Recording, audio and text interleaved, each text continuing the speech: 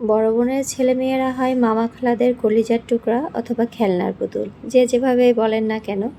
আসলে বড় বোনের ছেলেমেয়েরা যে পরিমাণ আদর পায়, অন্যান্য ভাই বোনের ছেলেমেয়েরা কিন্তু তুলনামূলকভাবে একটু কম আদরই পায়। আসসালামু আলাইকুম, আমি তনিমা তনু আবারও হাজির হয়ে গেলাম আরও একটি ব্লগ ভিডিও নিয়ে। তো আজকে আমরা যাচ্ছি, হয়তো লাগেজ টাগেজ দেখে বুঝতে পারছেন, আমরা যাচ্ছি এয়ারপোর্টে। আসলে এয়ারপোর্টে যাচ্ছি আমার বড় বোনের ছেলে, একমাত্র ছেলে আর বড় মেয়েকে বিদায় দিতে। ওরা এখন দেশ ছেড়ে অন্য দেশের স্থায়ী বাসিন্দা হবে, সেই জন্যই ওদেরকে বিদায় দিতে যাচ্ছি। আসলে ওরা যাচ্ছে হচ্ছে নিউ ইয়র্কে, ওদের স্বপ্নের দেশ, অনেকের মতো ওদেরও স্বপ্নের দেশ। তো যেহেতু ওদের বাবা ওখানেই থাকে, তাই হচ্ছে ওরা স্থায়ীভাবে বাংলাদেশ ছেড়ে চলে যাচ্ছে। তো এটা আসলে আমাদের খালাদের কাছে, মামাদের কাছে খুব কষ্টের, কারণ ওরা আমাদের এতটাই আদরের যে ওরা যখন দেশ ছেড়ে চলে যাচ্ছে, এই দেশের ওরা এখন অতিথি হয়ে যাচ্ছে, তখন এটা আমাদের কাছে খুবই কষ্টের। তো আমরা যাওয়ার সময় এলিভেটেড এক্সপ্রেসওয়ে দিয়েই যাচ্ছিলাম। তো আবার খুব বৃষ্টি হচ্ছিল, তো রাস্তাটা দেখতে বেশ ভালোই লাগছিল, খুব সুন্দর হয়েছে।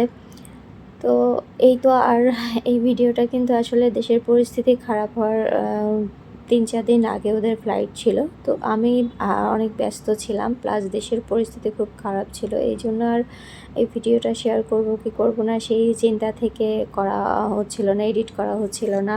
তারপর তার এডিট করা, ভয়েস দেওয়া অনেকটা সময় সাপেক্ষ ব্যাপার, আবার আমার ছোট বাবুদেরকে নিয়ে ব্যস্ততা, এসব কারণে আসলে ঠিক সময় করে উঠতে পারছিলাম না। তো ভাবলাম যে সবাই বলছিল যে ভিডিওটা শেয়ার করলে ভালো হয়, তো আমিও তাই আর দেরি করলাম না। তো আমরা আসলে এয়ারপোর্টে পৌঁছে গেছি, আমরা বাসার সবাই মিলেই এসেছি। আমার ভাইয়ার ফ্যামিলি, আমার ফ্যামিলি, আর আমার বড় বোন এসছে, আমার আরেকটা বোন এসছে, ওরা সবাই মিলেই, ওরা তো চট্টগ্রাম থেকে এসছে।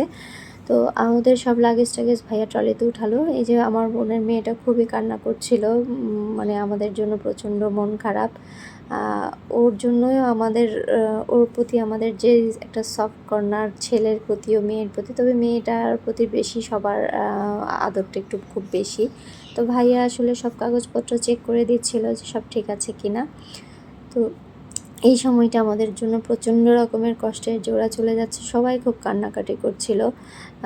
আর যেহেতু বড় আপা যাচ্ছে না এখন, বড় আপা আর বড় আপার ছোটো মেয়ে পরবর্তীতে যাবে, ওদের প্রসেসিং চলছে, যাওয়ার যে প্রসেসিংগুলো ওগুলা এখনও হয়নি। আর ওদের ক্ষেত্রে যেহেতু ওদের পড়াশোনা আছে, তাই ওদেরকে আগেই নিয়ে যাচ্ছে, আর একসাথে সবাইকে নিয়ে যাওয়া সম্ভব না, তাই পর্যায়ক্রমে ওদেরকে নিয়ে যাচ্ছে। তো ওরা চলে যাচ্ছে, এই সময়টা আসলে আমাদের বুকটা ছিঁড়ে যাচ্ছিল যে ওরা চলে যাচ্ছে, আর সহজে ওদেরকে আমরা দেখতে পাবো না, ওদেরকে স্পর্শ করতে পারবো কখন আল্লাহ ভালো জানেন। অনেক দিন পরে ওরা হয়তো আমাদেরকে দেখতে আসবে।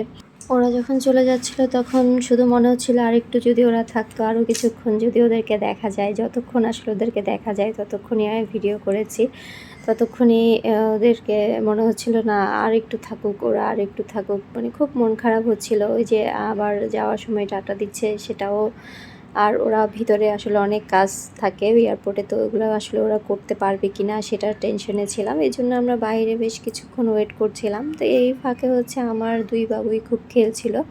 তো এরপরে হচ্ছে আমার ভাইয়া বলছিল যে তোমরা বসে থেকে লাভ নাই, আমি ওয়েট করছি ওদের ফ্লাইট পর্যন্ত, তোমরা বাসায় চলে যাও, কারণ পরে জ্যামে আটকা পড়ে বসে থাকতে হবে রাস্তায়। তো চিন্তা করলাম ছোটো বাবুদেরকে নিয়ে আসলে রাস্তায় বসে থাকা খুব কষ্টের হবে, তো বাসায় চলে যাওয়াই ভালো। তো আসলে যাওয়ার সময় প্রচণ্ড মন খারাপ হচ্ছিল, ওরা আমাদের মানে এত আদরের দুইটা ছেলে মেয়ে চলে গেল। তবে সবাই ওদের জন্য দোয়া করবেন, ওরা আসলে ওদের স্বপ্ন পূরণের জন্য, ওদের ভালো থাকার জন্য, সবাই তো আসলে ভালো থাকতে চায়, ভালো কিছু থাকতে চায়। তো সবাই আমার এই দুই ছেলে মেয়ের জন্য দোয়া করবেন, যাতে ওরা ওই দেশের কালচারে, যে বাংলাদেশের কালচার ভুলে না যায়, আর বাংলাদেশের মানুষকে মনে রাখে, ভালো মানুষ হয়। এই তো আজকের ভিডিওটা এই পর্যন্ত।